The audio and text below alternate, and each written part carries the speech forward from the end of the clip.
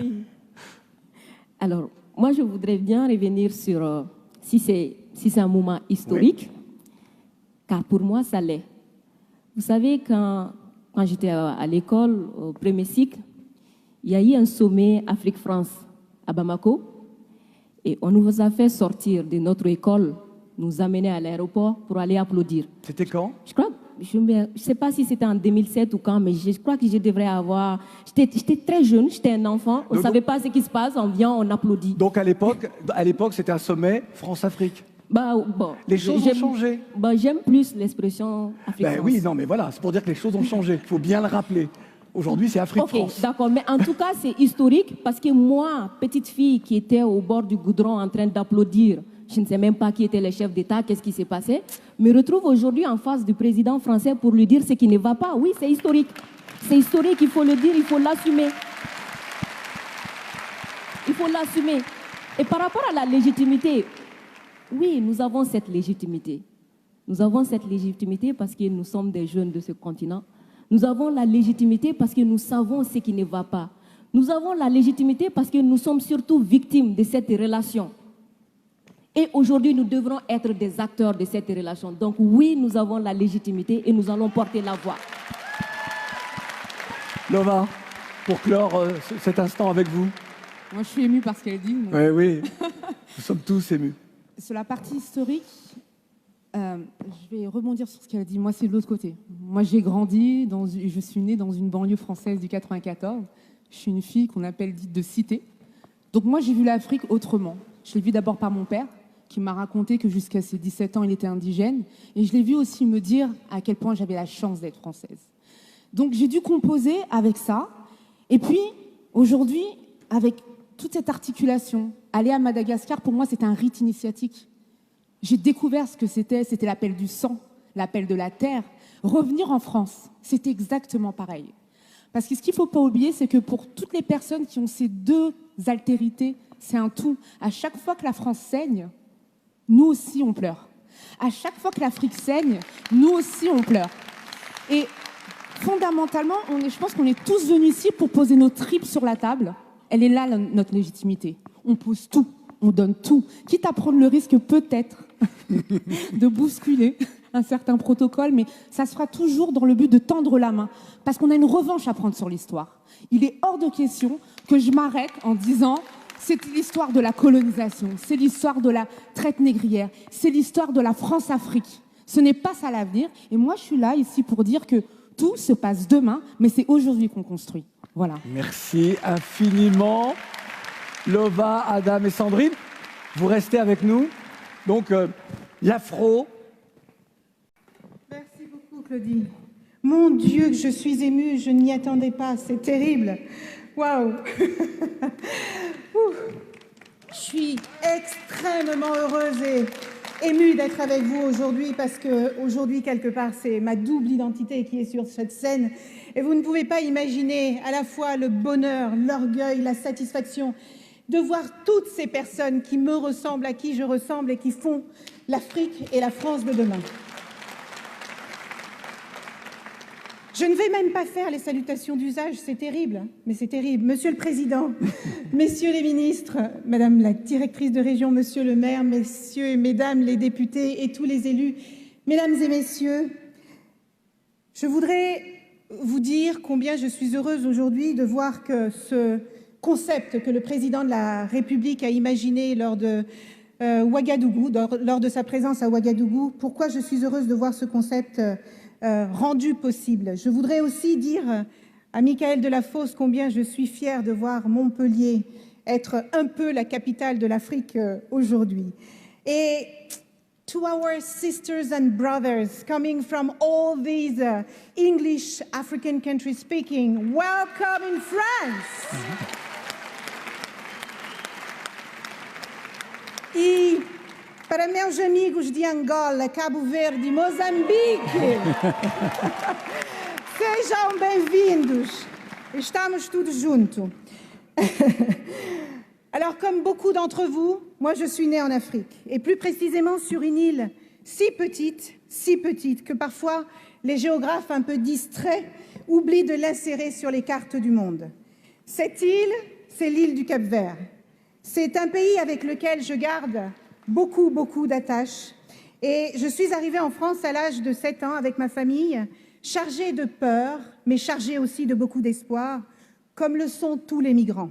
Et rapidement, grâce à ma famille d'ici, ma famille de là-bas, grâce à l'école républicaine, à la bienveillance d'une institutrice, grâce à mes amis, j'ai réussi à me frayer mon petit chemin secret. Et 18 ans plus tard, nous étions naturalisés. Et ce jour-là restera gravé à jamais dans ma mémoire. Capverdiens, nous devenions également français. Quelle fierté nous avons tous ressentie ce jour-là. Une fierté qui ne s'est jamais évanouie. Cette double culture, ce double enracinement, eh bien, ils font ma force. Et pour reprendre les mots de Romain Gary, ma double culture coule dans mes veines. Depuis, que cela soit dans le cadre de ma vie personnelle ou dans ma vie professionnelle, je n'ai cessé d'enjamber la Méditerranée. Avant d'intégrer le gouvernement, j'habitais avec ma famille en Afrique du Sud. Et quelques années auparavant, c'était au Maroc que nous avions posé nos valises. La France et le Cap-Vert, l'Afrique et l'Europe font partie de mon identité, ou plutôt de mes identités. Mon histoire, c'est celle des diasporas, celle de millions de nos compatriotes et de millions d'Africains. Cette réalité a été pendant trop longtemps occultée, invisibilisée, assignée. Elle est pourtant un atout indéniable de part et d'autre de la Méditerranée, parce que derrière les images caricaturales qui fleurissent dans le débat public se cache une myriade de réalités. Et là où certains veulent construire des murs, moi, je veux construire des ponts. L'Afrique et la France sont étroitement liées par une histoire entrelacée avec des pages sombres et des heures glorieuses. En marge de la grande histoire, il y a surtout toutes ces petites histoires de femmes et d'hommes. Ces petites histoires individuelles qui participent à l'édification de notre histoire collective. Ces petites histoires, pour nombre d'entre vous ici, ce sont celles de nos grands-parents, de nos parents, de nos sœurs, de nos frères, parfois de nos enfants, qui ont décidé un jour de franchir la Méditerranée en passant d'une rive à l'autre, le cœur plein d'espoir. Résultat, la France et l'Afrique sont aujourd'hui plurielles et s'enrichissent de ceux qui s'y installent, de ceux qui s'y réinstallent, de ceux qui y voyagent ou qui y investissent. Parce que l'Afrique et la France ont un passé, notre lien est unique et notre avenir respectif ne peut se délier l'un de l'autre. Comme l'avait exprimé le président de la République à Ouagadougou, les diasporas sont au cœur de cet avenir commun et de cette reconnexion. En tant que trait d'union entre les deux rives de la Méditerranée, les diasporas tissent un fil qui nous relie les uns aux autres. Un fil extrêmement précieux, mais qu'il nous appartient de consolider. Et c'est là l'objet de ce sommet. Et c'est la mission qu'a confiée le président de la République au Conseil présidentiel pour l'Afrique, ainsi qu'à Achille Mbembe. Achille, Wilfried, merci pour tout le travail que vous avez fait ces 2 dernières années, qui était si riche et si inspirant. Qui mieux que les diasporas incarne cette relation si particulière entre l'Afrique et la France? Qui mieux que la jeunesse d'Afrique et de France pour la renouveler? Que les aînés construisent les canaux de transmission par les échanges académiques, par les bourses d'études, par la facilitation de stages ou les parcours professionnels. La jeunesse et les diasporas ont l'opportunité de créer les bases d'un nouveau chapitre entre l'Afrique et la France. Elles sont une chance pour notre avenir commun. Mesdames et messieurs, l'Europe et l'Afrique ne sont séparées que par quelques kilomètres. Nos continents sont si proches, nos histoires si entremêlées. Ne laissons pas les Cassandres ternir ce qui pourrait faire notre force. Ne laissons pas les peurs, les doutes et la méfiance étouffer ce qui pourrait devenir. Soyons courageux, comme ces jeunes, talentueux, déterminés, qui vont prendre la parole pour nous proposer les fondations de notre nouvelle relation. Elda, Ateki, Arthur, Aliou, Adèle, Lova, Adam, Sinzo, Cheikh, Sandrine, Amina, je sais que ça n'a pas toujours été simple.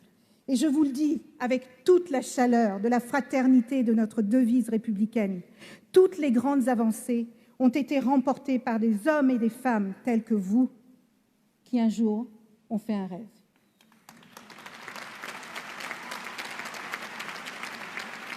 Vous êtes tous et toutes les visages de cette relation enrichie et tournée vers l'avenir entre la France et l'Afrique. Vous êtes le symbole de tant d'espérance. Le destin des peuples est façonné par sa jeunesse. Nous avons besoin de vous. Nous avons besoin de votre énergie, de votre créativité.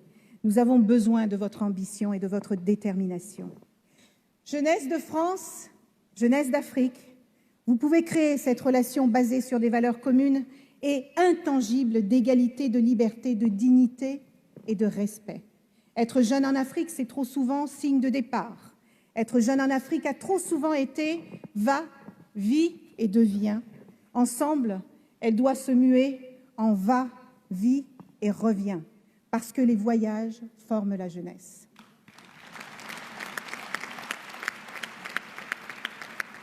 Comme l'écrivit l'immense Amadou Hampâté-Bâ, « Si tu penses comme moi, tu es mon frère.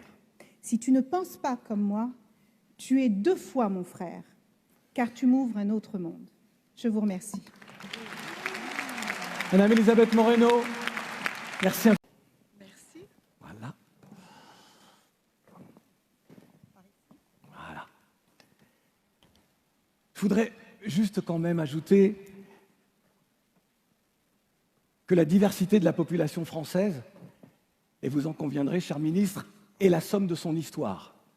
Et que cette diversité, elle se voit dans les rues de Montpellier, dans les rues de toutes les grandes villes, de toutes les communes de France. Et puis elle se voit aussi dans la publicité, dans la musique, dans le sport, n'en déplaise à certains. Et on pourrait aller beaucoup plus loin. On pourrait faire mieux, d'où l'engagement des uns et des autres. Merci infiniment. Des applaudissements encore, s'il vous plaît, pour Madame la Ministre. Nous allons maintenant demander au Président de la République de nous rejoindre, ainsi que notre émérite politologue et historien, M. Achille Mbembe, s'il vous plaît. Et j'appelle également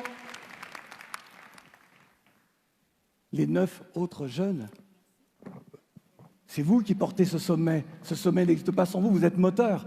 J'aimerais que vous veniez également nous rejoindre. Monsieur le Président, Achille.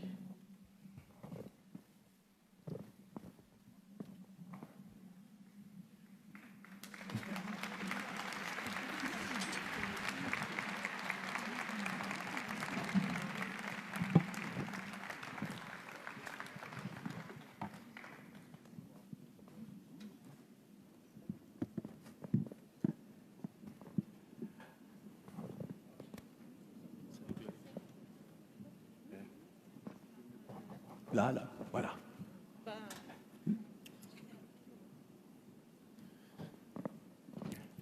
Achille Mbembe qui plaidait pour une refondation des relations entre la France et les pays d'Afrique. L'Afrique en général ou l'Afrique francophone en particulier?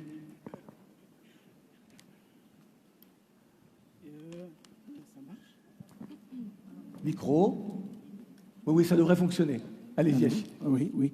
Oh, mais non, écoutez, Claude, il y a d'Afrique en général. Il n'y a pas d'Afrique francophone pour moi. Il n'y a pas d'Afrique anglophone. Il y a une Afrique en tant qu'un tout. Un tout qui englobe le continent lui-même, ses îles, y compris ces petites îles que certains géographes distraits oublient de pointer sur la carte, et ces diasporas multiples. Et je pense que la refondation des relations entre la France et l'Afrique, à laquelle appelle le président, mais aussi les forces vives qui sont présentes ici, et on a hâte de les écouter, cette refondation, elle s'articule autour de ce tout, qui est en lui-même une préfiguration de ce que notre grand Édouard Glissant appelait le tout-monde. Exactement. Vous souhaitez également la création d'une maison des Africains et des diasporas qui porterait le nom d'une de nos auteurs, écrivaines illustres, l'afro-caribéenne de la Guadeloupe, Maryse Condé. Oui, ça, on va le laisser à la mission de préfiguration Oui. Que le président de la République va annoncer. Mais l'idée, c'est quoi? Dans quelques semaines, on portera au Panthéon Joséphine. Il y a eu beaucoup de Joséphine. Il y en a eu qui venaient des États-Unis, mais aussi des Caraïbes, mais aussi de l'Afrique elle-même.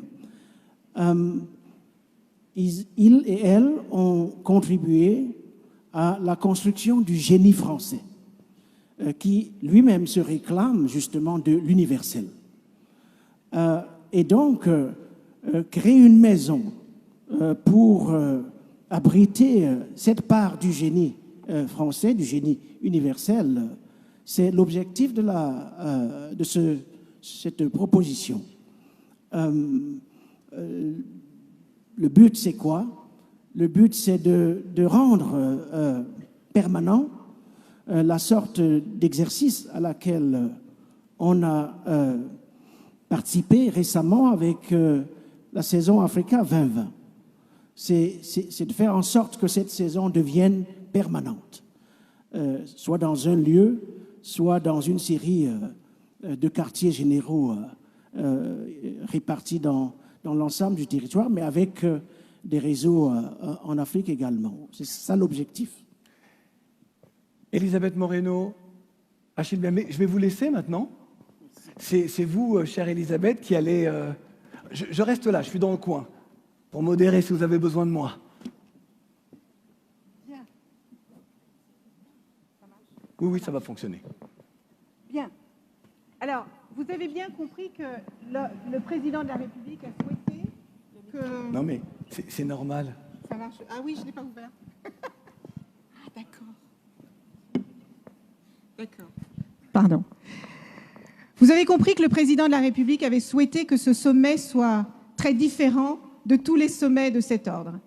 Et à ce titre, nous allons commencer par un exemple concret de comment il peut être différent.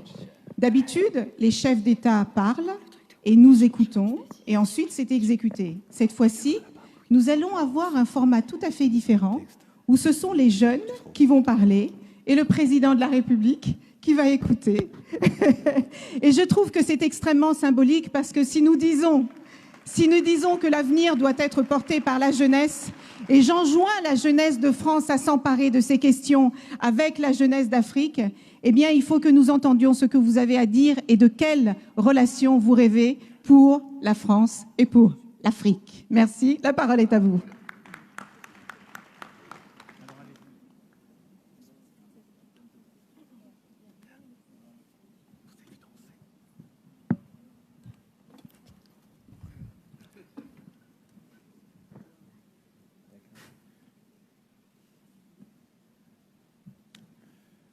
Monsieur le Président de la République,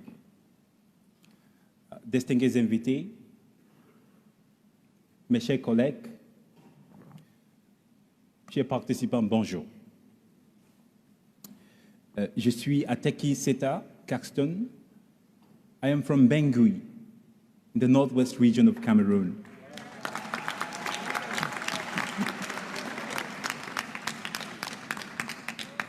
C'est un honneur pour moi de prendre la parole devant vous ici, en ce moment très spécial. Jamais autant de jeunes venant de tous les coins du continent n'ont eu cette opportunité de rencontre pour se donner pour mission la réinvention, la redéfinition de notre relation Afrique-France. Cette opportunité unique, elle est aussi vraie pour nous, les 11 pépites qui se sont réunis cette semaine et ont accepté de relever le défi de représenter les 5000 personnes qui ont participé aux consultations et d'ailleurs des consultations qui ont alimenté le rapport remis par Achille le Président. Nous sommes de la société civile, des pays africains et de la diaspora. En réalité, nous ne sommes qu'un échantillon des millions de jeunes africaines avec les différentes expériences, mais qui partagent un objectif commun.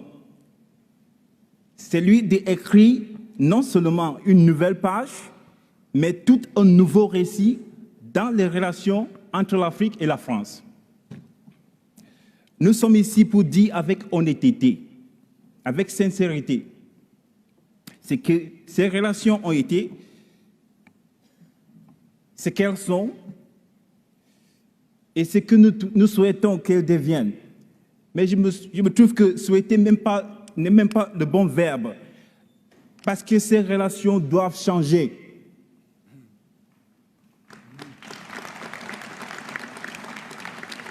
Nous n'avons pas le choix. La relation est abîmée, le lien est distendu, nos mains s'éloignent et l'espoir de faire communauté ne nous habite plus. Monsieur le Président, vous nous avez demandé de penser cette relation en 2030, d'imaginer notre futur souhaitable. L'exercice n'est pas simple parce qu'il s'agit de construire librement une vision et de mettre en place une feuille de route pour qu'elle devienne réalité. 2030 est loin, mais ça commence aujourd'hui. Nous ne devons pas, vous ne pouvez pas, attendre encore 10 ans pour agir. Mais pourquoi agir? Pourquoi un futur souhaitable de cette relation? Faudrait-il vraiment penser ensemble? Qui d'un divorce, d'une rupture totale de cette relation? Je vais dire non. Non parce qu'une rupture est un acte destructeur qui s'inscrit dans la tradition des violences et des tensions qui caractérisent une part de notre passé. Notre avenir doit se construire dans un dialogue sincère pour donner une chance à notre communauté de destin. Non parce qu'on ne peut pas se le permettre. Face à des problèmes qui se globalisent, il faut s'unir. Nous ne pouvons pas habiter seuls dans un monde si complexe, rempli de multiples crises climatiques, écologiques, sanitaires, migratoires, sécuritaires. C'est ensemble et seulement ensemble que nous parviendrons à relever ces défis communs et à produire de véritables solutions innovantes et partagées. And because you've called us, Mr. President, a new generation that is not hampered by the burdens of nostalgia, we are ready to look at Africa-France relations with fresh eyes, with optimism and with confidence. To paraphrase Nelson Mandela, our choices must reflect our hopes and not our fears. We are not afraid to take our responsibility. You must find the courage to take yours. Because France cannot remain trapped in an outdated vision of the African continent. We have come to propose solutions and to dialogue with you because we have a different, a more admirable future to propose. Not necessarily because we are going to be comfortable about what will change, but because at this point, it is the only thing that makes sense. But before we present this vision to you, Mr. President, there are some profound truths that need to be told in order to clear the air. And that is why I invite Adele on stage to present the facts. Thank you very much.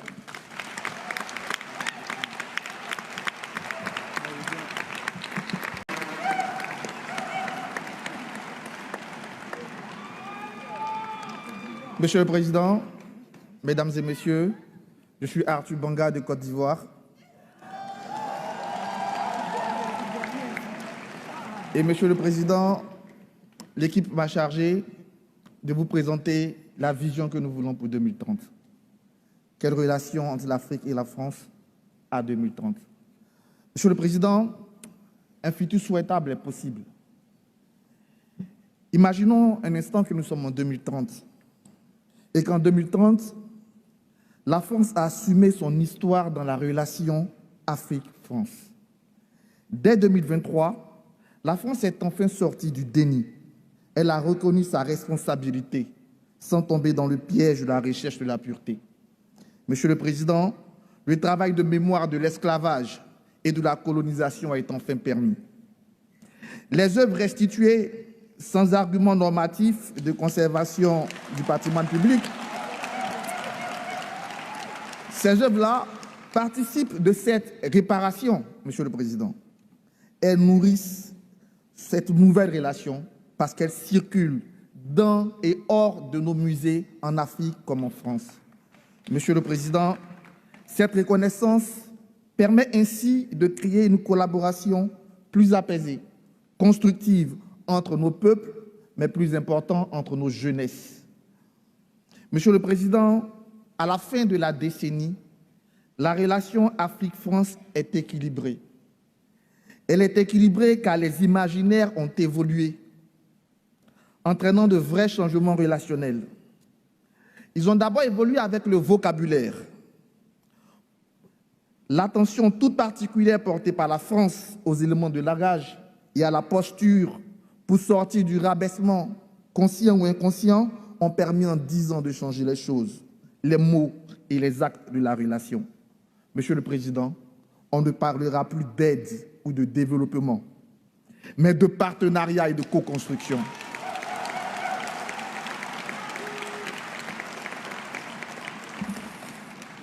Ce changement de paradigme entraîne avec lui les institutions changées de notre partenariat. Elles ont changé de dénomination pour épouser l'ère du temps, l'ère de notre temps, l'ère des relations d'égal à égal. À cette date, Monsieur le Président, la relation est vivante. Elle est vivante parce qu'elle est portée par de nombreux acteurs. Bien sûr que la France a encore son réseau de femmes et d'hommes qui assurent les relations diplomatiques avec des représentants officiels des nations et surtout des institutions panafricaines. Mais elle compte aussi sur d'autres acteurs, ceux-là dans cette salle, sur ce banc, ces acteurs en charge des questions de démocratie et de défense des droits humains. Les programmes partenariaux se font avec cette société civile qui est désormais reconnue comme des interlocuteurs crédibles et légitimes. On est sorti du brouillage des pistes grâce à la mobilisation des partis civils et des jeunes qui réfléchissent ensemble par-delà la Méditerranée à leur interdépendance dans une relation qui vit. Monsieur le Président, le rapport du professeur Achille Mbembe nous propose un fonds de la démocratie. Il serait peut-être intéressant où nous devons même orienter ce fonds vers la société civile qui doit être reconnue officiellement et avoir une place de choix dans la direction de ce fonds pour la démocratie. En 2030, Monsieur le Président, notre relation est débarrassée des scories symboliques d'une époque de domination révolue. Monsieur le Président, le franc CFA et ses réserves associées sont un lointain souvenir, puisque l'Afrique a désormais sa propre monnaie, une monnaie qu'elle gère en totale liberté. Monsieur le Président, les bases militaires françaises sur le continent sont fermées et elles auront laissé la place à des armées autonomes. Monsieur le Président, les interventions militaires décidées au gré des humeurs françaises pour soutenir des régimes amis font désormais place à des mécanismes de sécurité collective de l'Afrique. En 2030, dans l'ère du numérique, l'open data imposé à tous les acteurs de la relation permettra un véritable fair process pour une totale transparence sur les flux humains, financiers et de ressources. Couplée à une communication sur le territoire français, cette approche permettra de réconcilier le peuple français avec l'Afrique. Monsieur le Président, les diasporas que vous appelez affectueusement cette part africaine de la France, représentée ici par Mme Moreno, par Lova, par Sandrine, ces diasporas-là auront la capacité de diffuser cette approche sur un territoire maillé de maisons du génie africain que nous propose Achille. Monsieur le Président, cette dynamique, j'en suis sûr et nous en sommes sûrs, induira des succès. Mais il y aura des échecs, Monsieur le Président. Il y en aura. Sauf que ces échecs Sur ces échecs, la posture de la France aura changé. Ils seront reconnus comme tels. Et mieux, ils nous permettront donc, ils favoriseront l'émergence de nouveaux projets sans suspicion pour corriger ces erreurs, ces fautes que nous pouvons commettre dans notre évolution. Monsieur le Président, ces projets seront plus beaux parce qu'ils seront le plus souvent pensés avec les Africains, avec la diaspora, et ça sera la meilleure façon, Monsieur le Président, d'atteindre la cible, parce que cette cible sera écoutée dans la mise en place de ces projets. Monsieur le Président, nous pensons qu'il est temps d'arrêter les discours, moins de grands discours, plus d'attention aux besoins des populations, plus d'écoute à l'objectivation des résultats. Et cela va entraîner une co-responsabilité plus forte entre partenaires, je dis bien partenaires, français et africains. Monsieur le Président, en 2030, comme on l'a dit tout à l'heure, notre continent est jeune, il est plein d'espoir. Et donc en 2030, l'Afrique sera une source d'innovation et de solutions. Solutions fondées sur la nature, pour elle-même l'Afrique, mais aussi et surtout dans ces moments que nous vivons, ce sont des solutions pour la France et pour tout le reste de l'humanité. Les compétences endogènes de l'Afrique sont remises au cœur des savoirs communs grâce à une circulation plus accrue des étudiants de part et d'autre de nos territoires. À l'équivalent, on revient encore aux propositions d'Achille, à l'équivalent d'un programme Erasmus africain, à des campus multidisciplinaires et multiculturels accueillant des étudiants d'Afrique et de France, à des partenariats de recherche équilibrés, favorisant la montée en puissance de centres de recherche sur le continent. Monsieur le Président, par ces solutions, l'Afrique doit inspirer la France. Parce qu'aujourd'hui, le continent africain a des pratiques numériques avancées qui pourraient inspirer vos pays. Monsieur le Président, c'est une question de regard. Ceci se fera dans la relation Afrique-France, un terreau de solutions, une meilleure gestion de la crise climatique, un emploi plus efficient du numérique et la construction d'un bien commun.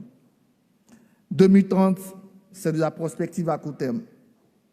Le chemin est semé d'embûches, mais c'est pour cela que nous allons le parcourir ensemble à partir d'aujourd'hui. Cette lecture prospective que l'équipe vous propose, mêlée aux propositions d'Achille, Monsieur le Président, doivent constituer, et nous le revendiquons, doivent constituer la feuille de route pour ces 10 prochaines années dans les relations entre la France, entre l'Afrique et la France. Monsieur le Président, après votre écoute, je vous invite au dialogue pour construire ensemble 2030, car c'est ensemble que nous devons créer les conditions d'un nouveau départ et engager une nouvelle relation entre l'Afrique et la France. Monsieur le Président, cessons les palabres, cessons les leçons de philosophie, soyons concrets. Prenons dès à présent des mesures qui marquent le tournant de cette relation Afrique-France. Et pour cela, je vous invite à dialoguer avec ces 11 jeunes, en commençant par ma voisine du Nord, Elda, qui représente le Burkina. Merci.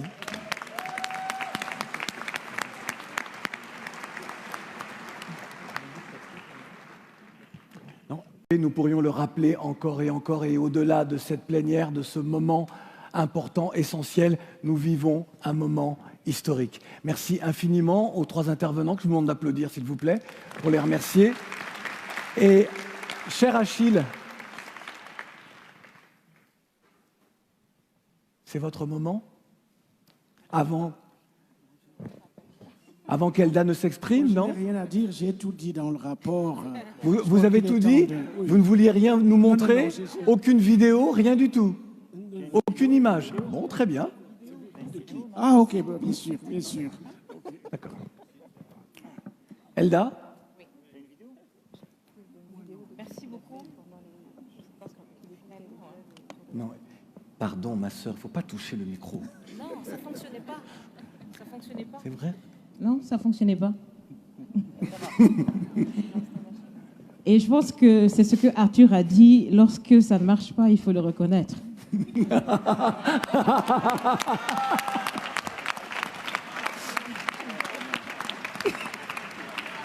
C'est ma faute, c'est ma très grande faute.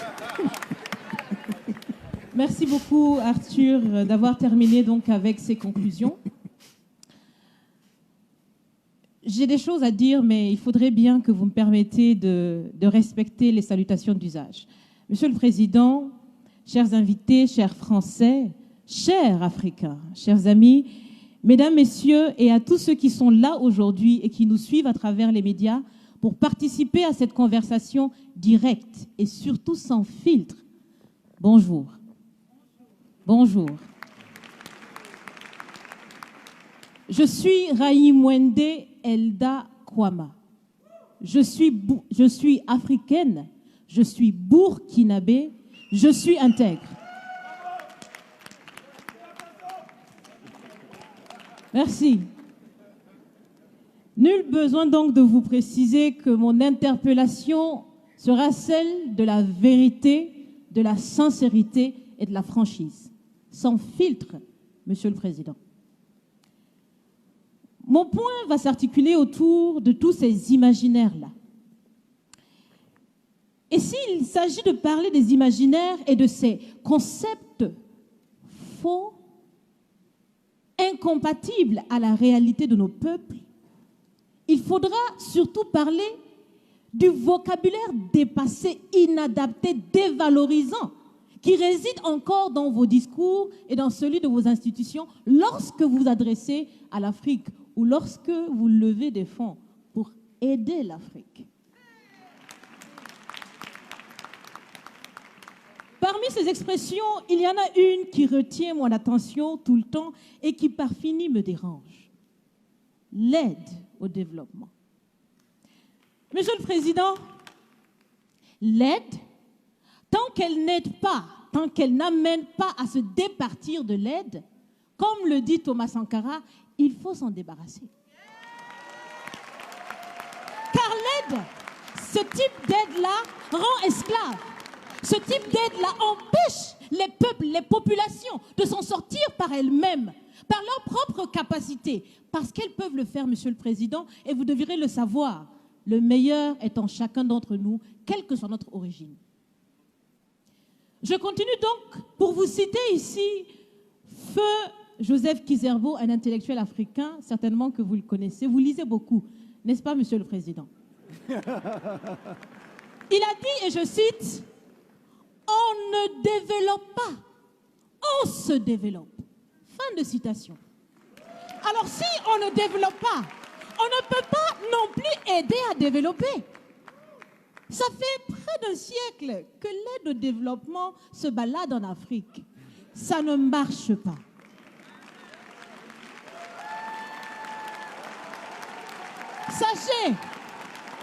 Sachez que l'Afrique se développera par elle-même, par le potentiel local et celui de la diaspora, et certainement dans l'interdépendance avec les autres nations de la planète, mais surtout à travers des collaborations saines. Je répète, saines, transparentes, constructives. Il y a des têtes bien faites, il y a des investisseurs aussi en Afrique. Nous innovons déjà en Afrique. Et si ce n'est pas co-constructif, dans cette relation qu'on imagine, on n'en veut pas. C'est donc fini. C'est donc fini les expressions « Sauvons l'Afrique ». Aidons à développer l'Afrique, il y a tellement de misérables là-bas. C'est fini, Monsieur le Président.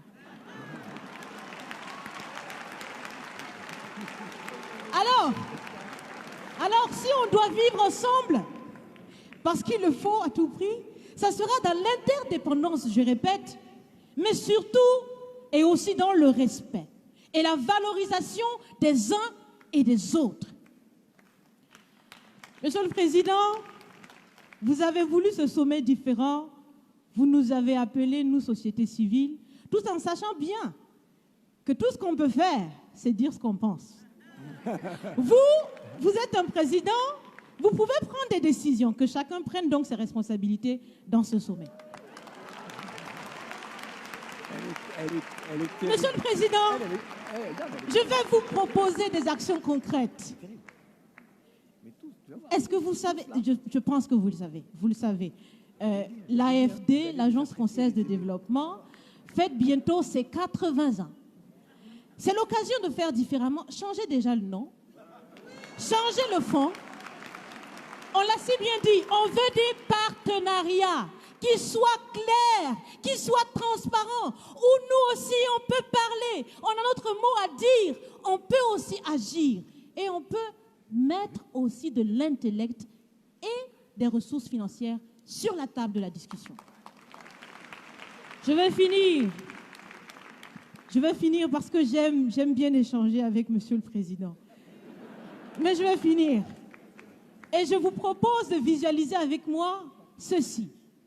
Si la relation entre les pays d'Afrique et la France était une marmite, sachez qu'elle est très sale, cette marmite. Elle est sale de reconnaissance légère des exactions commises. Elle est sale de corruption. Elle est sale de non-transparence. Elle est sale de vocabulaire dévalorisant. Elle est sale, Monsieur le Président. Je vous invite à la recurer par des actions concrètes. J'ai déjà proposé des actions, commencez. Mes amis le feront aussi. Si vous refusez de la laver, si vous voulez quand même préparer là-dedans, je ne mangerai pas. Nous ne mangerons pas. L'Afrique ne mangera plus. Le repas. Écoutez. Le repas.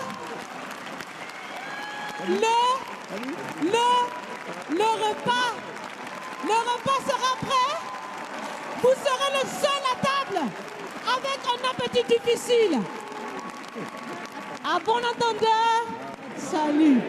Merci.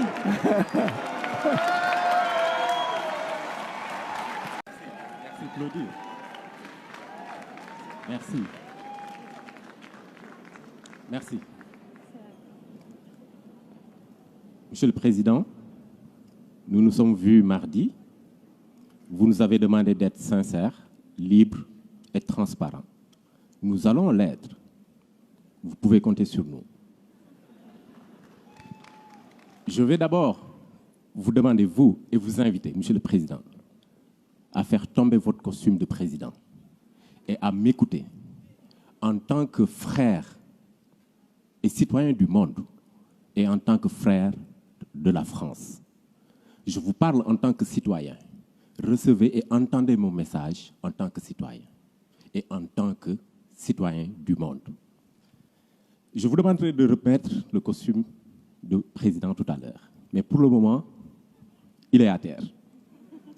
Alors, vous l'avez compris, Monsieur le Président, nous sommes maintenant dans la séquence des questions-réponses. Ça va être un peu plus sport.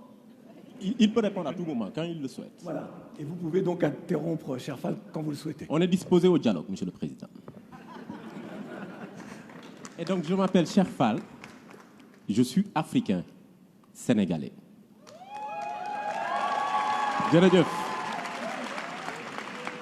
Je suis, Monsieur le Président, à la tête d'une organisation panafricaine qui est présente dans 40 pays. Une organisation qui regroupe aujourd'hui plus de 400 personnes et qui regroupe des acteurs de changement qui utilisent le numérique pour impacter et créer une nouvelle dynamique.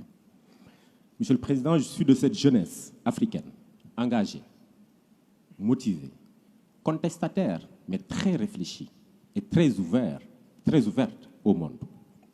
Je suis Cheikh Fall, je porte ma voix et je porte la voix des frères et sœurs d'Afrique et je porte la voix de toutes ces personnes qui, aujourd'hui, sont frustrées, mécontentes et très contestataires contre la France. Je porte la voix de ces personnes-là aussi à travers Internet qui nous insultent, qui nous traitent de moutons. Parce que tout simplement, on a accepté votre invitation, Monsieur le Président. On est venu dialoguer et derrière, on se fait insulter. On est venu réfléchir pour imaginer des lendemains. Et on se fait discréditer. Je vais vous dire pourquoi. Ces personnes-là qui, derrière le clavier, nous insultent. Nous comprenons et entendons leurs insultes. Et nous voulons porter leur voix. Et je vais vous les transmettre. C'est de la colère, c'est de la tristesse et c'est beaucoup de mécontentement. L'Afrique et la France ont eu un passé commun. Et ce passé est toujours présent, lourd à porter pour nous. Nos grands-parents nous ont raconté l'histoire de la colonisation. Elle est d'hier, elle n'est pas encore ensevelie. Nos parents nous ont raconté la France-Afrique et ce qu'a été cette France-Afrique. Mais, Monsieur le Président, nous, mes sœurs et frères africains, sommes en train de vivre, de subir et de supporter cette relation France-Afrique. C'est cela que j'ai envie de vous transmettre et de vous dire.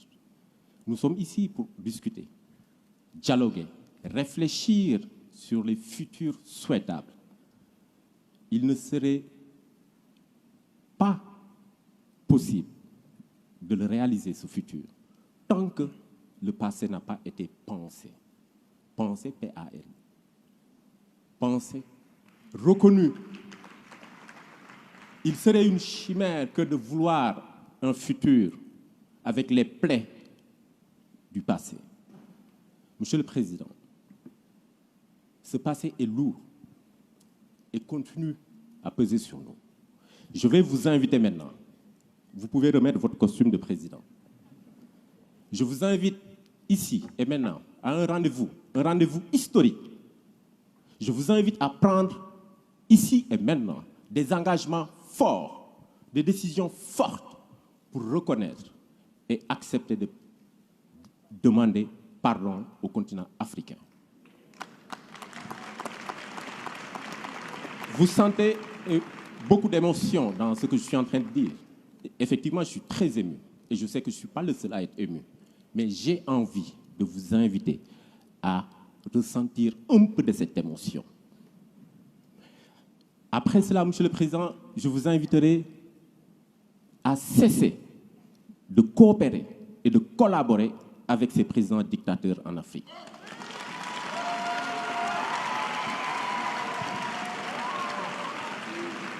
Monsieur le Président, toujours avec votre costume de président, je vous demanderai et vous inviterai à arrêter cette pseudo-coopération paternaliste. Programmez un dispositif de retrait progressif et définitif de vos bases militaires en Afrique. Ensuite, Monsieur le Président, je vous invite, ensemble, mettons un mécanisme de collaboration franche afin de renforcer les acquis démocratiques dans notre pays. Nous vous avons proposé un fonds par le biais de Achille. Mais il ne faudrait pas que ce fonds soit uniquement financé et porté par la France. Nous avons des Africains qui défendent la démocratie et qui sont des philanthropes. Et nous les invitons, moi, à travers ma voix, la voix de mes amis, Mo Ibrahim, Jay Naidou, Tony Emelunu et tant d'autres, rejoignez-nous, travaillons ensemble, finançons et portons le changement. Et pour finir, Monsieur le Président, mettez en œuvre vos engagements d'Abidjan à propos du franc CFA. Mettez en œuvre, mais allez au-delà. Prenez la décision historique de refuser à partir de maintenant la garde de la réserve des fonds du franc CFA ici en France. Je vous remercie. Je termine, Monsieur le Président, en vous disant que si nous devons construire ensemble, il nous faut penser le passé. Il nous faut faire tomber les symboles et il nous faut changer et modifier les postures. Je vous remercie. On pourrait, Monsieur le Président, également résumer la parole de Cherfal dans le texte d'un artiste sénégalais, justement, Didier Awadi, leader du groupe PBS, qui nous dit qu'un autre monde est possible. Un autre monde est possible. Vous souhaitez répondre peut-être, Monsieur le Président? Oui, non, vous pouvez vous exprimer maintenant. Oui.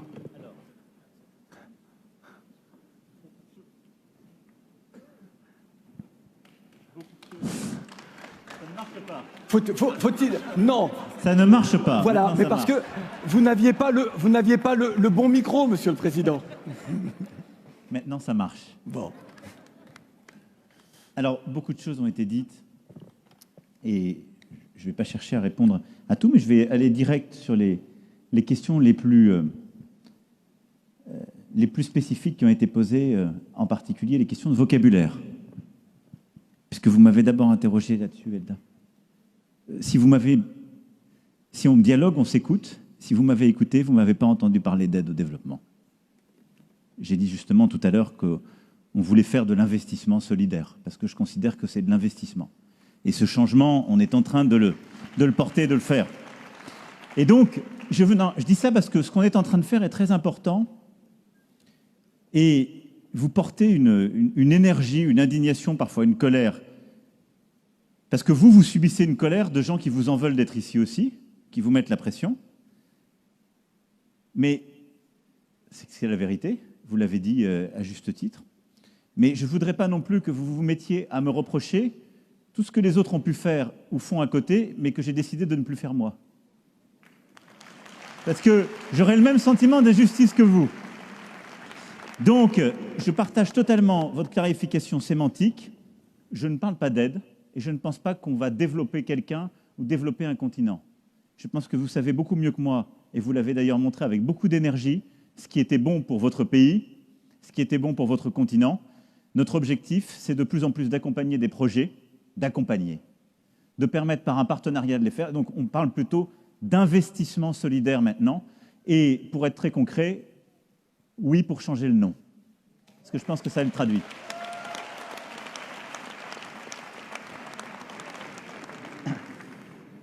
Aujourd'hui, déjà, moi, ce que je retiens de ce que vous dites, c'est que je l'ai dit à Ouaga 1, on a commencé à changer beaucoup de choses, mais la méthode ne change pas assez vite. Et moi, c'est ce que je retiens aussi de ce que vous me dites et de vos interpellations. Et donc, aujourd'hui, on a bousculé quand même beaucoup de financements de projets. On a la moitié des projets qui sont financés par l'AFD, qui sont des projets qui ne passent plus par le gouvernement, d'ores et déjà. Je le dis parce que c'est souvent pas su, et c'est une petite révolution. La moitié. Il faut qu'on continue à monter. Malgré tout, à un moment donné, va se poser la question, je vous la pose en toute franchise, vous allez sans doute vous engager dans vos pays. Vous le faites pour certains déjà. Vous allez gagner des élections démocratiques. Ce que j'espère, on fera tout pour les accompagner. Le jour où vous serez des dirigeants démocratiquement élus, vous me direz, Président de la République, pourquoi vous n'aidez pas des projets que moi je porte? Donc tout ce que porte un gouvernement n'est pas mauvais, non plus. Le tout, c'est que ce gouvernement soit l'émanation d'un processus démocratique reconnu. Je dis ça parce que je ne voudrais pas qu'on tombe de l'autre côté du cheval. Et que vous aurez tous à évoluer aussi, et qu'on aura à faire évoluer des systèmes. Il y a aujourd'hui des pays d'Afrique où les gouvernements sont démocratiques, respectent les règles, portent des vrais projets, et on les accompagne. Et je l'assume totalement. Et il y a des projets qui ne sont pas portés par les gouvernements. Il y a des gouvernements avec lesquels parfois on durcit le ton. Certains d'ailleurs vous en venez. Et dans ces gouvernements, dans ces pays-là, on décide plutôt de financer des projets qui sont portés par la société civile. On va le faire de plus en plus, mais je ne voudrais pas qu'on tombe dans des caricatures, parce qu'il y a aussi des gouvernements en Afrique qui sont démocratiquement élus, qui ont le droit de porter des projets et de demander un investissement solidaire de la France ou de l'Europe. Ça, c'était mon point. Donc oui pour changer le nom, oui pour changer les termes, parce que je partage ce que vous avez dit et je l'ai moi-même défendu. Alors après, peut-être que pour les gens, ça n'a pas été clair, cette histoire de marmite, même si ça a suscité beaucoup d'enthousiasme. Oh, si. C'était très clair. Donc, je vais essayer de redire où on en était de notre débat ensemble. Parce que je suis d'accord, je pense qu'il faut laver la marmite. Mais si vous êtes honnête avec moi, ce que j'ai dit, c'est on ne changera pas la marmite et il y aura toujours des traces. Et ça va faire le lien avec la question sur le pardon. On pourrait dire, c'est notre tentation à tous, il est sans doute possible que moi-même, dans mes engagements politiques, j'ai parfois cédé à ce désir ou cette expression de dire avec nous tout va changer, on va tout réinventer. C'est pas vrai. On est tous les enfants d'une histoire, les héritiers de cette histoire, elle pèse beaucoup plus lourd que nous, elle nous encombre. Et donc cette marmite, elle est en effet pleine de toutes les tâches que vous évoquez, elle est très... Et le ragoût qu'on y fait n'est plus très bon. Vous l'avez dit. Et donc, il faut à la fois continuer à faire des choses, parce que ce sont des projets, ce sont des vies. Et donc, j'assume complètement qu'on continue à investir, mais il faut changer les termes, le regard, et rééquilibrer la relation. C'est ce que vous me demandez. Là où je veux être clair, c'est quand je dis on ne la changera pas, c'est que c'est pas vrai qu'on oubliera le passé et ses blessures. Et donc, il faut les assumer. Et donc ça passe par un discours de reconnaissance, de considération et de capacité à aller au-delà. Voilà. Mais je voulais être clair. Donc oui, on va relever les manches et on va la récurer. Mais il restera toujours des trucs. Mais surtout, on va faire beaucoup d'autres projets et on va regarder l'avenir.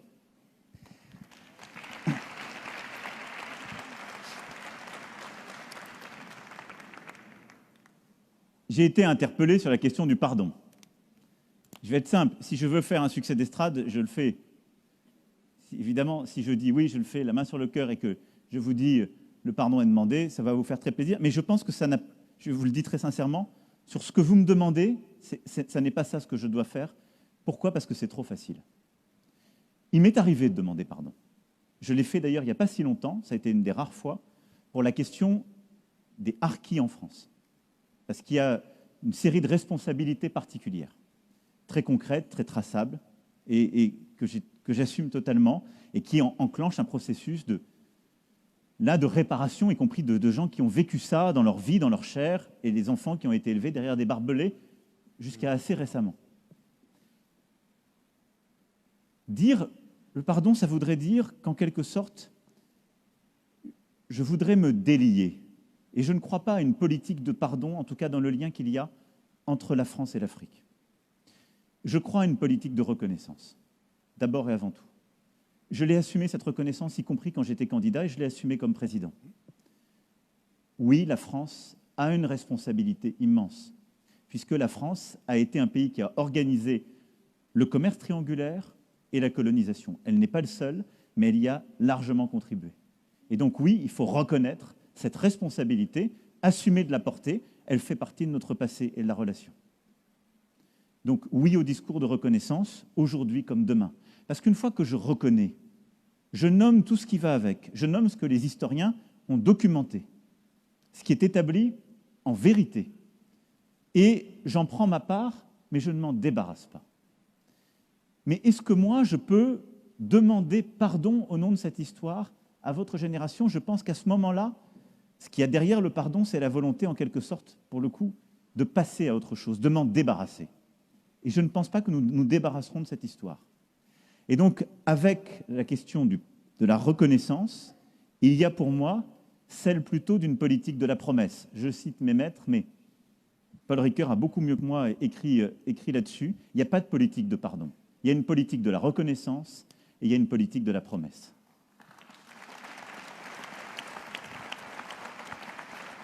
Au nom du peuple français, puisque vous m'avez dit que je remettais mon costume, je suis prêt à m'engager à faire, c'est d'abord ce travail de reconnaissance. Il y a des propositions très concrètes qui sont faites dans le rapport, et donc moi je suis prêt à ce qu'on continue à s'engager pour qu'il y ait un travail d'historien, de scientifique partagé, et pour que surtout on fasse quelque chose qui, à mes yeux, est très important, et qui va dans votre sens, mais qui est, je pense, plus fécond que simplement un président qui dit un jour pardon, parce que ça ne réglera pas tout.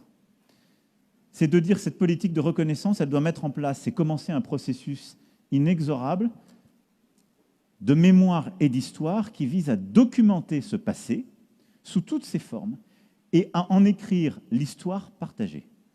Et à permettre à des historiens du continent africain, du continent... Pardon ? Oui, vous êtes plusieurs à l'être ici. Du continent africain, du continent européen, à travailler ensemble, à faire œuvre de vérité et à donner un contenu historique et scientifique à ce travail de reconnaissance. Et à pouvoir, dans l'éducation qui est faite à nos enfants, retracer la vérité. Je le dis parce que je viendrai après à la partie émotion. On a eu tout à l'heure cette discussion, et ce dont on parle est fondamental. Mais aujourd'hui, il y a aussi beaucoup de gens qui manipulent notre histoire. Il y a beaucoup de puissances qui ont été coloniales à l'égard de l'Afrique, qui veulent faire oublier qu'elles ont été elles-mêmes des puissances coloniales, et qui disent la France, c'est terrible, regardez ce qu'ils vous ont fait. Ils ont fait partie de cette histoire. Et il y a beaucoup de gens qui sont dans une politique, beaucoup de puissances qui sont dans une politique de prédation à l'égard de l'Afrique et qui veulent juste cette politique de pardon pour écrire une nouvelle page qui est celle d'une nouvelle exploitation. Ce qui a de sens, ce n'est pas pardon et oubli qui va avec, et en quelque sorte faute dont on se serait débarrassé. C'est politique de reconnaissance, travail d'historien et historiographique, rapport à la vérité pour ne pas répéter les erreurs du passé, mais pour écrire une histoire commune qui soit enseignée de part et d'autre, de nos rives à nos enfants. Et nous avons ce travail à faire en France parce que nos enfants n'ont pas encore des programmes dans les livres d'histoire qui disent tout cela, de cette histoire. Et donc ça a commencé, on le sait, il y a un très gros travail qui a été commencé, mais il faut le parachever, il faut aller au bout de ça. Et qui n'est pas un travail, j'entends souvent ça, de honte de soi ou de repentance, comme on dit, non, qui est un travail de vérité. Il n'y a pas de fierté sans vérité. Sinon, il y a des mensonges. Donc moi, je suis extraordinairement fier d'être français, comme vous êtes fier d'être africain, et je le suis d'autant plus que je veux qu'on assume la vérité de tout notre passé, de tout ce qu'on veut faire ensemble. Et donc, c'est ce travail qu'on doit faire et qui doit aussi ensuite se retranscrire dans les manuels des enfants, des adolescents en Afrique, parce que sinon, aujourd'hui, le risque qu'on court, c'est qu'il y ait en quelque sorte une forme de contre-histoire, ou plutôt une autre narration de mensonges qui viennent encore compliquer ce qu'on est en train de faire. Parce qu'on est en train aussi d'expliquer aux jeunes Africains quelque chose qui n'est pas non plus leur histoire et qui n'est pas davantage la vérité. À côté de ça, ce que vous avez témoigné, moi je le respecte profondément, c'est une émotion. C'est une volonté de changer, c'est des colères, des impatiences, ce qui montre que ce rapport à la vérité n'épuise pas tout. Parce qu'on a très longtemps refoulé les choses. Et donc je pense qu'il faut aussi qu'on ait un travail, vous l'avez proposé à plusieurs, mais c'est qu'il y ait un travail aussi artistique qui soit fait, d'opinion publique qui ne soit pas qu'historique, mais qui dise comment des artistes, comme vous l'avez fait tout à l'heure, disent leur part d'espoir, mais mélangée en quelque sorte à la cruauté de la situation actuelle, mais que cette relation, elle puisse aussi être dite dans son indignation et ce passé qui ne passe pas par des artistes et par la jeunesse. Et que nous-mêmes, dans les projets qu'on finance, on accepte, comme on l'a fait dans la saison Africa 2020, je veux vraiment remercier Ngone Fall qui a beaucoup contribué à ça et qui l'a porté, mais qu'on continue ce travail. Parce qu'il dit quelque chose de la relation qui n'est pas épuisée dans le travail de l'histoire, mais qui est aussi une parole d'indignation, de colère, et qui est une parole aussi d'invention. C'est comme ça qu'on traduira les choses. Donc voilà les quelques mots que je voulais dire de manière très concrète par rapport à la marmite, par rapport au pardon, par rapport à la reconnaissance et à la promesse. Mais ce que je dis à travers l'histoire et la création, c'est le lien que je fais entre, le très beau lien que vous avez fait entre penser avec un E et penser avec un A. Il faut aider à penser, donc avoir un rapport à la vérité. Mais il y a des choses avec lesquelles la vérité ne suffit pas, il faut aussi s'engager humainement. Après, vous m'avez posé d'autres questions très concrètes, donc je vais y aller, puisqu'elles rejoignent celle d'Arthur. Coopérer avec les dictatures, il faut que vous me soyez plus précis. Avec quelle dictature vous me reprochez de coopérer? Ouais.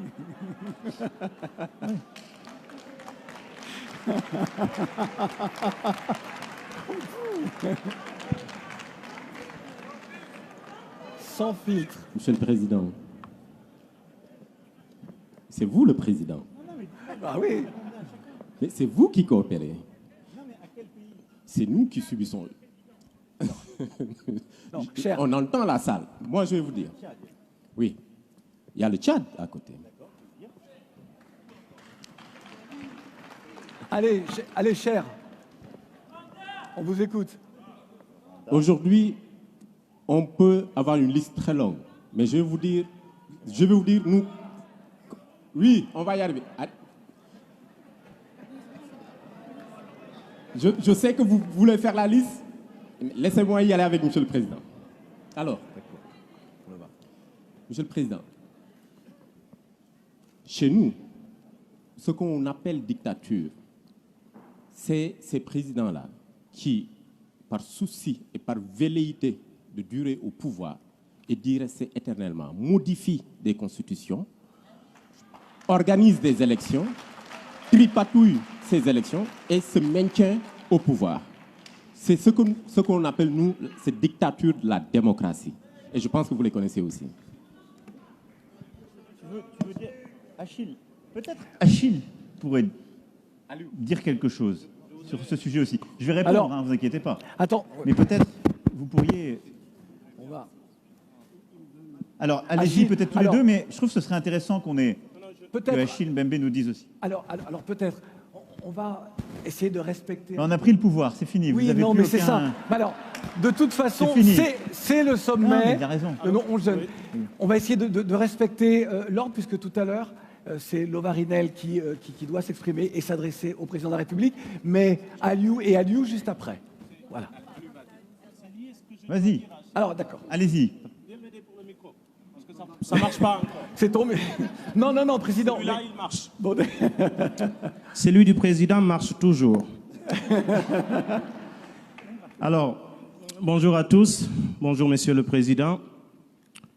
Je suis Aliou Ba, africain de la République de Guinée. Je vais profiter de l'occasion pour saluer tous les Africains, tous les Français et tous les Guinéens qui sont dans cette salle. Alors, pour aller dans le même sens que mon ami Cheikh, Monsieur le Président, je perçois ce sommet comme étant le sommet de la clarification sur certains sujets qui sont très sensibles et qui cristallisent l'attention de l'opinion publique africaine et française par endroits.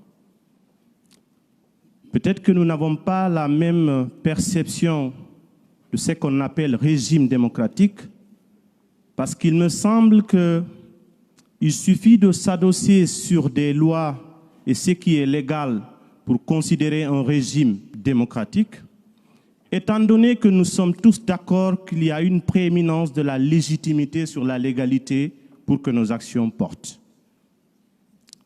C'est vrai qu'il y a de nos dirigeants qui sont légitimes. Il y en a beaucoup qui ne le sont plus. Mais ce que je suis en train de dire, ce n'est pas de vous demander de vous occuper de nos dictateurs. Nous le faisons et nous continuerons de le faire. Moi, je viens d'un pays, la République de Guinée, qui vient de se débarrasser de quelqu'un qui voulait encore mourir au pouvoir.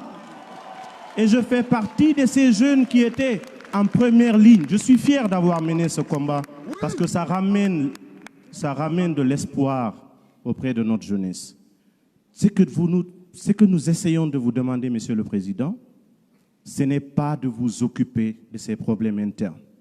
C'est plutôt en tant que partenaire de refuser de collaborer et de considérer comme étant un interlocuteur quelqu'un qui utilise des voies, des manières subversives, les tripatouillages constitutionnels pour rester au pouvoir.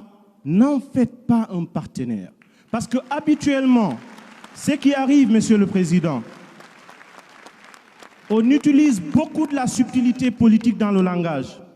Aussi longtemps qu'on va continuer de traiter cette question au cas par cas, comme on le dit en Afrique, selon la tête du client, on ne s'en sortira pas. Ne voyez pas le Tchad différemment que le Mali, que la Guinée, que la Côte d'Ivoire. Sur cette question-là, traitons-la de façon transversale. Autant vous vous êtes prononcé sur les questions de droits de l'homme. Il y a des valeurs que nous avons en partage, les valeurs universelles. Le droit à l'alternance, c'est quelque chose qui représente ce qu'on appelle l'oxygène de la démocratie. Peut-être que ça ne se réduit pas à une histoire de nombre de mandats. Vous allez peut-être dire que nous sommes, bien entendu, disposés à pouvoir gérer nos lois, définir le nombre de mandats. Nous sommes d'accord de tout ça. Mais encore une fois, je le réitère, il n'y a pas d'amalgame dans notre démarche. Il ne s'agit pas de dire à la France, empêchez que tel le fasse. Nous le ferons nous-mêmes, nous n'attendrons personne pour le faire à notre place. Nous continuerons de le faire, mais n'en faites pas des partenaires selon les cas en rapport avec soit des intérêts géopolitiques, des intérêts stratégiques, des intérêts militaires ou des choses comme ça. C'est ce que l'Afrique ne comprend pas et admettez avec nous que cette subtilité entretient la suspicion. Et ce que nous voulons rebâtir à partir d'aujourd'hui, Monsieur le Président, La confiance mutuelle, elle est fondamentale. Mettons de côté tout ce qui peut entraîner le préjugé, la suspicion, les petits calculs. Certes, c'est politique, mais des questions de ce type, nous, Africains, nous voulons que vous vous positionnez comme étant un partenaire qui travaille, un partenaire des peuples africains, non pas un partenaire des syndicats de dirigeants africains.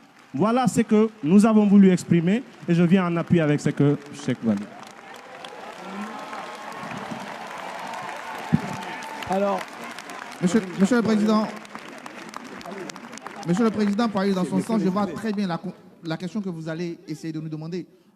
Comment on fait qu'on n'a pas de dirigeants? C'est pour ça que nous avons insisté sur le rôle de cette société civile. Dans les pays où vous allez sentir la jeunesse rejeter des tripatouillages de textes, dans des pays où vous allez sentir qu'on lutte contre la dictature, dans ces pays-là, il y a des partenaires. Ils ne sont pas forcément des partenaires officiels, mais il y a des partenaires. Parce que, comme l'a dit Aliou, je suis tout à fait d'accord avec lui, il ne s'agit pas de faire la lutte pour nous. Il ne s'agit pas, en punissant des dirigeants, de punir le peuple, mais il s'agit de trouver des alternatives. Et la société civile, ici représentée d'ailleurs, c'est votre esprit, c'est pour ça que vous nous avez convoqués. Il faut que cette société civile-là soit une alternative crédible quand on aura en face de nous des dirigeants. Il faut vous positionner clairement contre ceux qui tripatouillent des textes.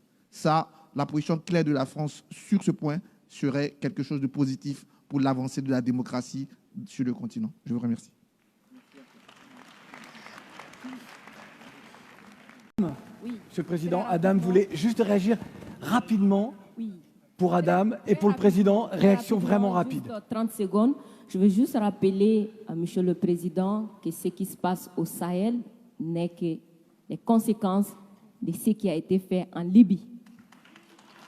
Cette intervention en Libye où vous avez oublié, quand je parle de vous, je ne parle pas de votre personne, je parle de votre position. Vous avez oublié l'existence de l'Union africaine. Monsieur le Président, vous l'aimez le dire. Nous sommes au Mali pour aider le Mali. Si nous n'étions pas venus au Sahel, il n'allait pas avoir de gouvernement actuellement au Mali. J'ai envie de vous dire que si ce n'était pas les Africains, il n'allait pas avoir de France aujourd'hui. Nous sommes liés, nous sommes liés, nous sommes liés. Arrêtez de dire que vous êtes venus nous aider. Non, parce que le terrorisme ne menace pas que le Mali. Vous êtes aussi menacés. Arrêtez de nous culpabiliser sur une position de victime. Mais Adam, je ne vous culpabilise pas. Monsieur le Président, je n'ai pas terminé. Je ne vous culpabilise pas. J'essaie de restaurer justement un dialogue réciproque et de respect. Oui. On n'est pas là simplement pour nos intérêts quand on arrive au Mali en 2013. C'est un fait. Par contre, ce que vous avez dit sur la Libye, je l'ai dit plusieurs fois comme président, je partage ce que vous avez dit. La Libye, on n'a pas respecté la souveraineté d'un peuple, et ça, c'est une erreur. D'accord, merci d'avoir reconnu ça. Et si vous reconnaissez ça, vous allez voir que ce qui se passe au Sahel n'est que les conséquences de cette intervention. Donc, vous êtes au Sahel pour corriger l'erreur que vous avez commise en Libye, et en corrigeant ces erreurs, vous êtes en train de commettre d'autres erreurs. Monsieur le Président, je vous rappelle que l'intervention militaire étrangère n'a jamais réglé un problème. La Libye, elle est comment aujourd'hui? L'Afghanistan, c'est comment aujourd'hui?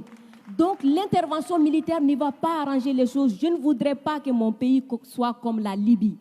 Prenez votre responsabilité et surtout arrêtez de dire que nous sommes là pour vous aider. Non, vous n'êtes pas là pour nous aider. On est ensemble. On a un ennemi commun.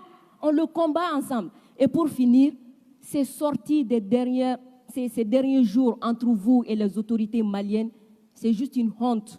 Parce que c'est une honte. Vous avez le même ennemi et l'ennemi, il est grandi. L'ennemi, il prend de l'ampleur dans ça. Dites-leur. Faites-moi plaisir. Dites-leur. Du coup, arrêtez ça. Arrêtez ces discours paternalistes. Dire que nous allons vous aider, Non, nous n'avons pas besoin d'aide. Nous avons besoin de coopération. Nous avons besoin de partenariat. Et nous sommes liés par l'histoire, mais nous sommes liés par les enjeux, nous sommes liés par les défis. Mais je suis 100% d'accord avec ce que vous venez de dire. Mais après, vous ne pouvez pas me dire, vous ne pouvez pas couvrir les propos inacceptables qui ont été tenus par des gens qui, eux, n'ont ni la légitimité ni la légalité pour eux. Or, ils ont tenu des propos inacceptables. Non, mais je vous le dis. Et vous ne pouvez pas me dire, on doit avoir un dialogue équilibré, réciproque, et me dire, dès que je vous parle avec le cœur et que je vous dis la vérité, je serai paternaliste. Je ne suis pas paternaliste, je suis sincère. J'ai droit à la même sincérité que vous. Me demandez pas, dès que je dis la vérité, je serai paternaliste. On va jamais s'en sortir. Vous me dites la vérité avec votre cœur, vous me prenez à partie, vous me bousculez. J'ai le droit de vous dire ma vérité aussi. C'est pas du paternalisme, c'est de la sincérité.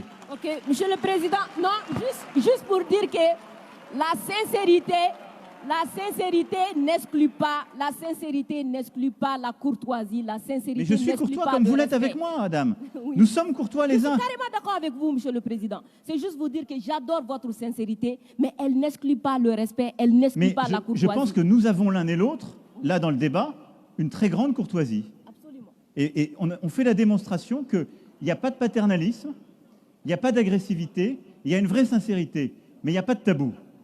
Et ce que vous avez décrit sur ce qu'on fait au Sahel, c'est exactement ça. Moi, je ne pense pas que l'intervention militaire soit l'alpha et l'oméga. Je pense le contraire.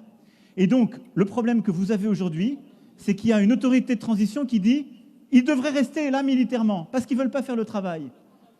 Nous, mais exactement, il y a des accords avec des engagements de toutes les parties. Et donc, nous, on est là pour la sécurité, mais à côté de ça, depuis 2017, on a l'Alliance internationale pour le Sahel, qui est de l'aide au développement avec la Banque mondiale, l'Allemagne, tous les pays, justement, européens et autres, qui est cet investissement solidaire qu'on a dans la région. Et il y a le rôle du retour de l'État. Chacun doit faire sa part. Et plus vite le reste est fait, plus on peut se retirer militairement, ce qui est beaucoup mieux. Parce que je vais être clair avec vous, je partage totalement la finalité. Jamais une intervention militaire ne remplace le travail d'un État. Jamais. Et moi, je peux vous dire les yeux dans les yeux que je n'ai jamais envoyé l'armée française contre un État souverain ou pour remplacer un État souverain. C'est ce qui a été fait en Afghanistan, ce qui a été fait en Libye. C'est la grande différence avec le Sahel. Refermons le chapitre. Autre petit round avec Adam. Non, du tout, du tout. Monsieur le Président, je suis très fan de votre sincérité. Monsieur le Président, vous avez parlé de problèmes de gouvernance, de démocratie. On en est conscient. Comme quelqu'un l'a dit ici, ces problèmes, on va les gérer entre nous, entre Africains. Parce que c'est un problème africain, on va les gérer entre Africains. Et vous l'avez si bien dit, nous n'avons pas de leçons à recevoir, ni de la France, ni d'aucun pays par rapport à la démocratie. Nous allons faire notre chemin par rapport à la démocratie. Et cette jeunesse consciente, libre, va instaurer cette démocratie compatible aux valeurs africaines. Je voudrais vous poser une question. Ça vous a été posé, mais je n'ai pas entendu la réponse. Je voudrais vous demander, Monsieur le Président, depuis après Abidjan, qu'est-ce qui a changé par rapport au CFA? Il n'y a plus de réserve. Non, d'abord, merci de ce que vous avez dit sur la liberté et le chemin politique. Et vous savez, moi je le dis avec la conviction que je viens de partager sur la démocratie, mais depuis un pays qui a mis plusieurs siècles à faire vivre son système démocratique après la Révolution. Et donc, il ne faut jamais qu'on l'oublie et qu'on ait beaucoup d'humilité, parce que même quand il y a des révolutions ou des changements profonds, ça ne s'équilibre pas en 1 an, 2 ans, 5 ans, 10 ans. Et dans les discours qu'on a, dans le concert des nations, je pense qu'on a parfois voulu demander des accélérations à d'autres régions du monde ou d'autres pays, de choses que nous, Français, nous avons pris énormément de temps à faire. Et je pense que, quand je dis je respecte la souveraineté des peuples, je pense qu'il faut accepter cette part d'histoire et le cheminement que chacun fait avec son propre modèle. La seule chose avec laquelle vous ne transigez pas, et je le partage, c'est la force des valeurs et leur universalité. Donc je suis totalement d'accord, et c'est vous qui le ferez. Et d'ailleurs, ça ne marchera que si c'est vous qui le faites. Sur le franc CFA, vous avez raison, je n'ai pas répondu à la question, j'ai oublié. Donc je vais répondre. Alors, qu'est-ce qu'on fait à Abidjan? D'abord, c'est une demande historique, c'est une interpellation que j'ai à l'université à Ouagadougou, qui me dit, le franc CFA, c'est un truc où vous obligez à avoir des réserves auprès du compte du Trésor par des États africains, et donc c'est à la fois humiliant, c'est de la mise sous tutelle de nos économies, c'est inadmissible. On a fait le travail, on fait une annonce, je vous le dis très clairement, il n'y a plus de réserve sur le compte du Trésor, ça a été transféré. Donc aujourd'hui, ce que j'ai dit par rapport à ce que vous me rappelez justement, ce sur quoi aussi vous m'avez interpellé, ça a été transféré. Arthur aussi m'avait interpellé sur le sujet. Donc ça, la décision annoncée avec le président Ouattara, elle a été mise en œuvre. Les réserves obligatoires, finies, plus sur le compte français. Elles sont transférées, elles sont gérées par les Africains. Ce qui a été une demande à ce moment-là des États concernés, c'est de dire, nous, on veut garder des mécanismes de garantie pour pas qu'il y ait de l'instabilité monétaire. Et là, je le dis de la même manière. La France, elle ne peut pas dire, on vous laisse tomber si vous voulez une aide à la stabilité, un soutien. Parce que nous-mêmes, on en a reçu par le passé, et parce que ça, c'est une demande légitime. Mais on fera ce que les gouvernements et les banques régionales nous demanderont de faire. La demande qui a été formulée à Abidjan, c'est une demande de dire « Laissez-nous tranquilles avec les réserves en France ». Ça a été appliqué, elles n'y sont plus. Ça a été ensuite de dire « On ne veut pas de l'instabilité, on veut que la région reste stable, donc on veut garder les mécanismes de garantie, on les a gardés ». Si demain, les dirigeants politiques et les autorités monétaires nous demandent d'aller plus loin, je vous le dis, je le fais. Je le fais parce que c'est dans cet esprit-là qu'on travaille. Après, donc, tout ça, je le fais parce qu'il faut, c'est toujours la même chose, c'est la marmite. Là, on nettoie les trucs. Non mais, et c'est vrai, je l'ai bien senti, c'est un discours qui s'était politisé, qui était vécu comme une mise sous tutelle, une humiliation. Et je vais vous dire, au début, je n'ai pas compris moi-même. Donc je dis, pourquoi on m'accuse de ça? Et j'ai intégré, j'ai compris, donc on a bougé, on change. Je pense, moi, que si on veut avancer, il faut aller plus loin. Et que le mécanisme de garantie, il faut le changer. Parce que du coup, ce n'est pas vécu comme quelque chose de complètement clair. Mais ça, il faut que la demande soit faite, parce que je ne veux pas non plus que ce soit vécu comme un abandon. Et c'est là où le rapport avec les dirigeants et parfois les sociétés civiles africaines est compliqué. Parce que quand on va un peu plus loin, on nous dit tout de suite « abandon ». Et donc, il faut rester toujours dans ces mécanismes qui est de dire « jette pas, je veux participer, coopérer à la réussite, participer, investir, mais je ne veux pas donner le sentiment qu'on laisse tomber des gens qui veulent aller vers un projet ». Quel est le projet? Le projet, c'est l'intégration économique, monétaire, financière, régionale. C'est ça le vrai sujet.